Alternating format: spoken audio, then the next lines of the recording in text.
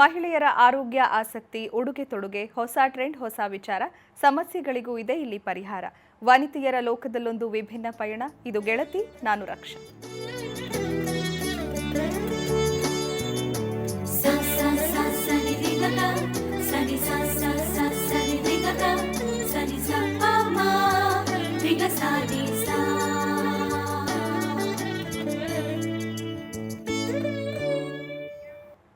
ವೀಕ್ಷಕರೇ, ಇವತ್ತಿನ ಗೆಳತಿ ಕಾರ್ಯಕ್ರಮದಲ್ಲಿ ಮೂಗುತಿಯ ಮಹತ್ವದ ಬಗ್ಗೆ ನಾವು ಮಾತನಾಡ್ತಾ ಇದ್ದೀವಿ. ಮೂಗುತಿ ಧರಿಸೋದು ಕೇವಲ ಹೆಣ್ಣಿನ ಸೌಂದರ್ಯವನ್ನು ಹೆಚ್ಚಿಸೋದಕ್ಕಷ್ಟೇ ಅಲ್ಲ, ಮೂಗುತಿಯಿಂದ ಸಾಕಷ್ಟು ಉಪಯೋಗಗಳಿವೆ. ಹಾಗೆಯೇ ನಮ್ಮ ದೇಹದಲ್ಲಿ ಮೂಗುತಿ ಧರಿಸೋದ್ರಿಂದ ಸಾಕಷ್ಟು ಬದಲಾವಣೆಗಳಾಗುತ್ತೆ. ಇದನ್ನು ಕೇವಲ ಸಂಪ್ರದಾಯದ ದೃಷ್ಟಿಕೋನದಿಂದ ನೋಡ್ದೇನೆ ನಾವು ಬೇರೆ ಬೇರೆ ದೃಷ್ಟಿಕೋನದಿಂದನೂ ಕೂಡ ನೋಡಬಹುದು. ಇದರ ಹಿನ್ನೆಲೆ ಒಂದು ವೈಜ್ಞಾನಿಕ ಹಿನ್ನೆಲೆಯಿಂದ ಕೂಡಿದೆ. ಬನ್ನಿ, ಮೂಗುತಿ ಧರಿಸೋದ್ರ ಹಿಂದಿರ್ತಕ್ಕಂತಹ ವೈಜ್ಞಾನಿಕ ಕಾರಣ ಏನು, ಹಾಗೆಯೇ ಇದರಿಂದ ಆಗೋ ಉಪಯೋಗಗಳೇನು ಅನ್ನೋದ್ರ ಬಗ್ಗೆ ತಿಳ್ಕೊಳ್ಳೋಣ. ಇದ್ರ ಬಗ್ಗೆ ಮಾತನಾಡೋದಕ್ಕೆ ನಮ್ಮ ಸ್ಟುಡಿಯೋದಲ್ಲಿ ಆಯುರ್ವೇದ ವೈದ್ಯೆಯಾದಂತಹ ಡಾಕ್ಟರ್ ಲತಾ ಅವರಿದ್ದಾರೆ. ಡಾಕ್ಟರ್, ಕಾರ್ಯಕ್ರಮಕ್ಕೆ ಸ್ವಾಗತ ನಿಮಗೆ. ನಮಸ್ಕಾರ.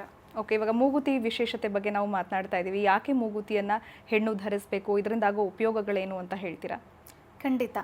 ಈಗ ಮೂಗುತಿಯನ್ನು ಧರಿಸೋದು ಏನು ಪ್ರಯೋಜನ ಅಂತ ತಿಳ್ಕೊಳ್ಳೋದಕ್ಕೆ ಮೊದಲು ಇದರ ಬಗ್ಗೆ ನಮಗೆ ಮಾಹಿತಿ ಎಲ್ಲಿದೆ, ಮೂಗು ಚುಚ್ಚಿಸಬೇಕು, ಮೂಗುತಿ ಧರಿಸಬೇಕು ಅನ್ನೋದು ಯಾವ ಕಾಲದಿಂದ ಇದೆ, ಮತ್ತು ಅದರದ್ದು ಏನಾದರೂ ಪ್ರಯೋಜನಗಳು ನಾವು ವೈಜ್ಞಾನಿಕ ಪದ್ಧತಿಯಲ್ಲಿ ಯಾವುದಾದ್ರೂ ವೈಜ್ಞಾನಿಕ ವಿಚಾರವಾಗಿ ತಿಳಿಬಹುದಾ, ಅಥವಾ ಯಾವುದಾದ್ರೂ ವೈದ್ಯ ಪದ್ಧತಿಯಲ್ಲಿ ಇದೆಯಾ ಇದರ ಉಲ್ಲೇಖಗಳು ಅನ್ನೋದನ್ನು ಮೊದಲು ಹೇಳಲಿಕ್ಕೆ ಇಷ್ಟಪಡ್ತೇನೆ.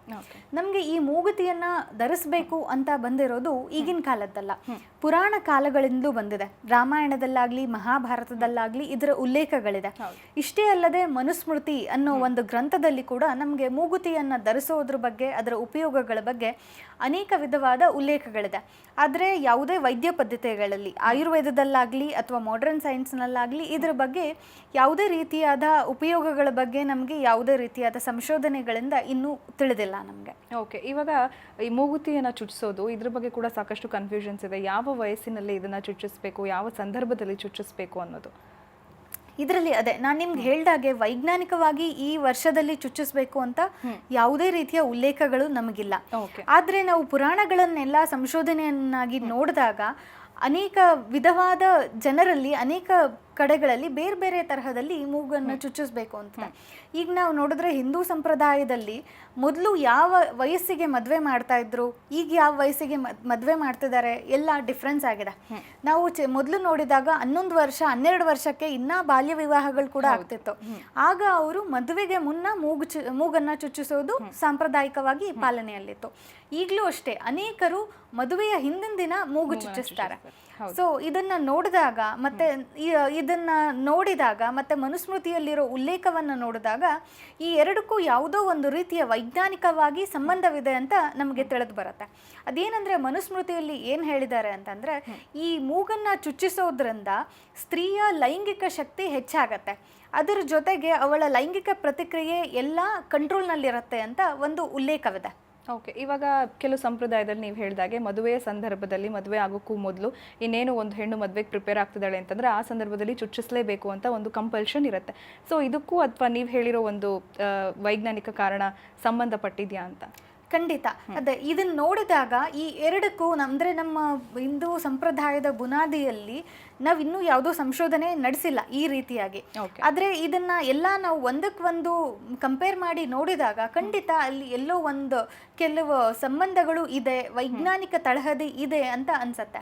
ಯಾಕೆ ಅಂದರೆ ಕೆಲವು ಕಡೆ ಅನೇಕ ಈ ಮನುಸ್ಮೃತಿಯಲ್ಲಾಗಲಿ ಯೋಗಿಕ್ ಸೈನ್ಸಸ್ನಲ್ಲಿ ನಾವು ಕೆಲವನ್ನ ನೋಡಿದಾಗ ಅವ್ರು ಹೇಳ್ತಾರೆ, ಈಗ ಬ್ರೈನ್ನಿಂದ ಬರೋ ವೇವ್ಸು ನೋಸ್ನಲ್ಲಿ ಕಂಟ್ರೋಲ್ ಆಗತ್ತೆ, 6th sense is located there ಅಂತ ಹೇಳ್ತಾರೆ. ಅಂದ್ರೆ 6th ಸೆನ್ಸ್ಗೆ ಇದು ಮೂಗು ಒಂದು ಸ್ಥಾನ ಅಂತ ಹೇಳ್ತಾರೆ. ಅಲ್ಲಿ ನಮ್ಮ ಬ್ರೈನ್ ನಿಂದ ಬರುವಂತಹ ಕೆಲವು ವೇವ್ಸ್ ಅಲ್ಲಿ ಕಂಟ್ರೋಲ್ ಆಗತ್ತೆ. ಈಗ ಅಲ್ಲಿ ಒಂದು ಮೆಟಲ್ ಇಟ್ಟಾಗ ಅದರದ್ದು ನಾರ್ಮಲೈಸೇಷನ್ ಆಫ್ ದಟ್ ವೇವ್ ಆಗತ್ತೆ. ಅಂದ್ರೆ ಅದರದ್ದು ಎಲ್ಲಾ ಕಾನ್ಸಂಟ್ರೇಷನ್ ಆ ಮೆಟಲ್ ನ ಸುತ್ತ ಆಗಿ ಅಲ್ಲಿ ಅದು ಎಷ್ಟು ಬೇಕೋ ಅಷ್ಟು ವೇವ್ನ ಹೊರಗಡೆ ಎಕ್ಸ್ಪೆಲ್ ಮಾಡುತ್ತೆ, ಎಷ್ಟು ಬೇಕೋ ಅದನ್ನ ಬಾಡಿಗೆ ಜನರೇಟ್ ಮಾಡುತ್ತೆ, ಬಾಡಿ ಒಳಗಡೆ ಹೋಗುತ್ತೆ. ಸೊ ಈ ರೀತಿಯಾಗಿ ನಾವು ನೋಡಿದಾಗ ಈ ಯೋಗಿಕ್ ಸೈನ್ಸಸ್ನಲ್ಲಿ ಮತ್ತೆ ನಮಗೆ ಅಕ್ಯುಪ್ರೆಷರ್ನಲ್ಲಿ ಇದು ಒಂದು ಕೆಲವು ಪಾಯಿಂಟ್ಸ್ಗಳು ಸಿಗತ್ತೆ. ಇದ್ರ ಮೂಗು ಚುಚ್ಚೋದ್ರಿಂದ ಕೆಲವು ಉಪಯೋಗ ಇದೆ. ಮತ್ತೆ ಅಕಲ್ಟಿಸ್ಟ್ಗಳು ಅಂದ್ರೆ ಈ ಅಸ್ಟ್ರಾಲಜಿ ಓದೋರು ಮತ್ತೆ ಈ ಮ್ಯಾಜಿಕ್ಸ್ ಮಾಡೋದು ಇದರದಲ್ಲಿ ಕೆಲವು ಉಲ್ಲೇಖಗಳು ಸಿಗತ್ತೆ ನಮ್ಗೆ.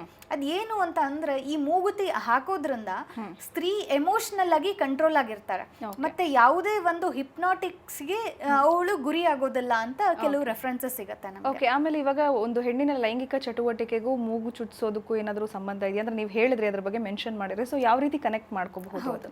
ಈಗ ನಮ್ದು ನೋಡಿ ಬಾಡಿನಲ್ಲಿ ಎವ್ರಿ ಸ್ಟಿಮ್ಯುಲಸ್ ಅಂದ್ರೆ ಯಾವುದೇ ರೀತಿಯ ಪ್ರತಿಕ್ರಿಯೆಗಳು ನಮ್ಮ ದೇಹದಿಂದ ಹೊರಗಡೆ ಬರೋದಕ್ಕೆ ಮೊದಲು ನಮ್ಮ ಬ್ರೈನ್ ನಲ್ಲಿ ಒಂದು ಲಿಂಬಿಕ್ ಸಿಸ್ಟಮ್ ಅಂತ ಇದೆ.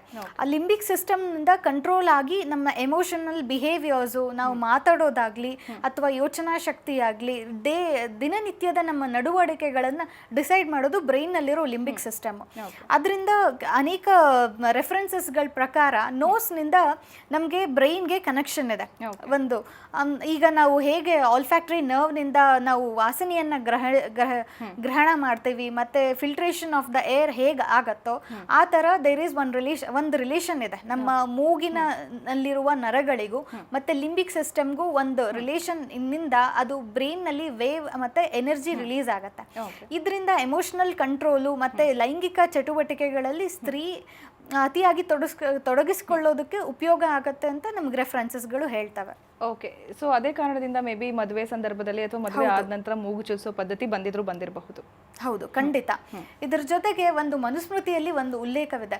ಯಾವ ಸ್ತ್ರೀ ತನ್ನ ಮೂಗನ್ನ ಚುಚ್ಚಿಸ್ಕೊಂಡಿರ್ತಾರೋ ಅವರಿಗೆ ಅಂದ್ರೆ ಡೆಲಿವರಿ ಟೈಮ್ ನಲ್ಲಿ ಅವರಿಗೆ ನೋವು ಕಡಿಮೆ ಆಗತ್ತೆ. ಅಂದ್ರೆ ಪ್ರಸವ ಸಮಯದಲ್ಲಿ ಆ ನೋವನ್ನ ತಡ್ಕೊಳ್ಳೋ ಅಂತಹ ಶಕ್ತಿ ಮೂಗು ಚುಚ್ಚಿಸ್ಕೊಳ್ಳೋದ್ರಿಂದ ಹೆಚ್ಚಾಗತ್ತೆ ಅನ್ನೋದು ಒಂದು ಉಲ್ಲೇಖ ನಮ್ಗಿದೆ. ಓಕೆ, ಅಲ್ಲಿ ಯಾವ ತರ ಸ್ಟಿಮ್ಯುಲೇಷನ್ ಇರುತ್ತೆ ಅಂದ್ರೆ ಗರ್ಭಕೋಶಕ್ಕೂ ಮತ್ತೆ ಮೂಗ್ತಿ ನಾವು ಚುಚ್ಚಿಸ್ಕೋತೀವಲ್ಲ ಅಲ್ಲಿ ನರ್ವ್ಗೆ ಏನಾದ್ರೂ ಕನೆಕ್ಟಿವಿಟಿ ಇರುತ್ತೆ, ಅದರಿಂದ ಕಂಟ್ರೋಲ್ ಸಿಗಬಹುದಾ? ಅಂದ್ರೆ ನರ್ವ್ ಕನೆಕ್ಷನ್ ಅಂತ ನೋಡಿದ್ರೆ ಕೆಲವು ಈಗ ಆಯುರ್ವೇದ ಒಂದು ವೈದ್ಯ ಪದ್ಧತಿಯಲ್ಲಿ ತಗೊಂಡ್ರೆ ನಾವು ನೋಸ್ಗೂ ಮತ್ತೆ ಫಿಮೇಲ್ ರಿಪ್ರೊಡಕ್ಟಿವ್ ಆರ್ಗನ್ಗೂ ಕೆಲವು ಸಂಬಂಧಗಳನ್ನ ಕಾಣಬಹುದು. ಈ ರೀತಿಯಾಗಿ ನಮ್ಗೆ ಅದನ್ನ ಎಕ್ಸ್ಪ್ಲೈನ್ ಮಾಡೋದಕ್ಕೆ ಆಗದೆ ಇದ್ರು ಬಟ್ ಸ್ಟಿಮ್ಯುಲಸ್ ಮತ್ತೆ ಪ್ರೆಷರ್ ಪಾಯಿಂಟ್ಸ್ ಇದನ್ನೆಲ್ಲ ಕನ್ಸಿಡರ್ ಮಾಡಿದಾಗ there may be some relation between the nose and the reproductive organ of the female ಅಂದ್ರೆ ಸಂಬಂಧ ಇರಬಹುದು. ಬಟ್ ಇದಕ್ಕೆ ಯಾವುದೇ ರೀತಿಯ ವೈಜ್ಞಾನಿಕವಾಗಿ ಇನ್ನ ಸಂಶೋಧನೆಗಳನ್ನು ನಡೆಸಿ ಅದು ಸತ್ಯ ಅಂತ ಯಾವುದೋ ಹೊರಗಡೆ ಬಂದಿಲ್ಲ.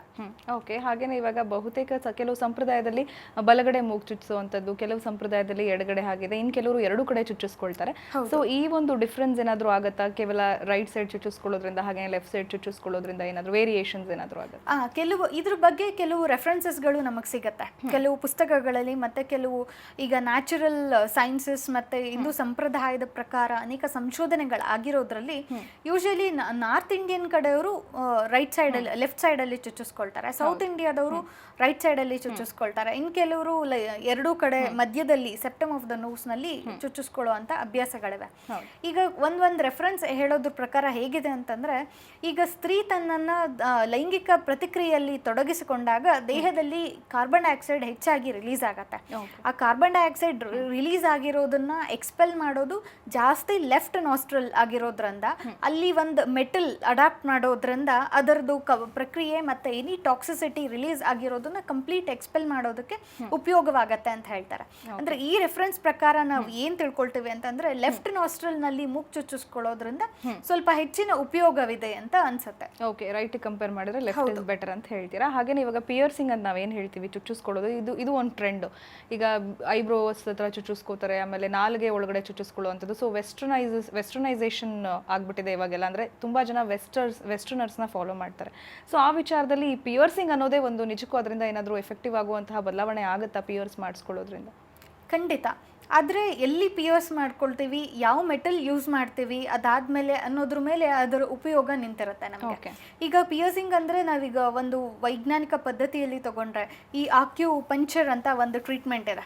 ಆ ಆಕ್ಯುಪಂಕ್ಚರ್ ಟ್ರೀಟ್ಮೆಂಟ್ನಲ್ಲಿ ನಮ್ಮ ದೇಹದಲ್ಲಿರೋ ಅನೇಕ ಮರ್ಮಾಂಗಗಳ ಹತ್ರ ಸ್ಟಿಮ್ಯುಲೇಷನ್ಸ್ ಕೊಟ್ಟಾಗ ಅನೇಕ ಪ್ರತಿಕ್ರಿಯೆಗಳು ದೇಹದಲ್ಲಿ ನಡೆಯುತ್ತಿರೋ ಏನಾದರೂ ತೊಂದರೆ ಇತ್ತು ಅಂತಂದರೆ ಆ ಸ್ಟಿಮ್ಯುಲಸ್ನ ಪಾಸ್ ಮಾಡೋದ್ರಿಂದ ಒಂದು ಅಂಗಗಳ ಮತ್ತೆ ಕಾರ್ಯವೈಖರಿ ಜಾಸ್ತಿ ಆಗತ್ತೆ ಅನ್ನೋದು ಕೆಲವು ರೆಫರೆನ್ಸಸ್ಗಳಿದೆ.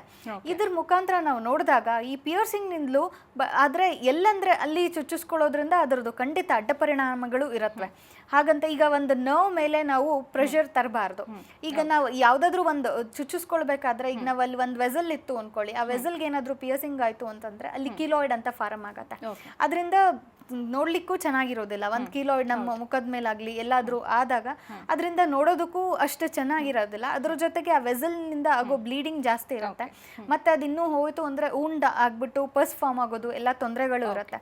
ನಾವು ಚುಚ್ಚಿಸ್ಕೊಳ್ಳೋ ಜಾಗವನ್ನ, ಅದೇ ಪಿಯರ್ಸಿಂಗ್ ಅಂತ ಏನ್ ಹೇಳ್ತೀವಿ, ಅದನ್ನ ಯಾವ ಜಾಗದಲ್ಲಿ ಮಾಡ್ಕೊಳ್ಬೇಕು ಅಂತ ನೋಡಿ ಅದರ ಅನಟಾಮಿಕಲ್ ಸ್ಟ್ರಕ್ಚರ್ಸ್ ಏನೇನಿದೆ ಅಲ್ಲಿ ಅಂತ ತಿಳ್ಕೊಂಡು ನಂತರ ಅದನ್ನ ಪಿಯರ್ಸ್ ಮಾಡ್ಕೊಳ್ಬೇಕಾಗತ್ತೆ. ಓಕೆ, ಈಗ ಈ ಮೂಗುತಿ ವಿಚಾರವಾಗಿ ಮತ್ತಷ್ಟು ಮಾತನಾಡೋಣ ವೀಕ್ಷಕರೇ. ಆದರೆ ಅದಕ್ಕೂ ಮೊದಲು ಗೆಳತಿ ಕಾರ್ಯಕ್ರಮದಲ್ಲಿ ಸ್ಮಾಲ್ ಬ್ರೇಕ್.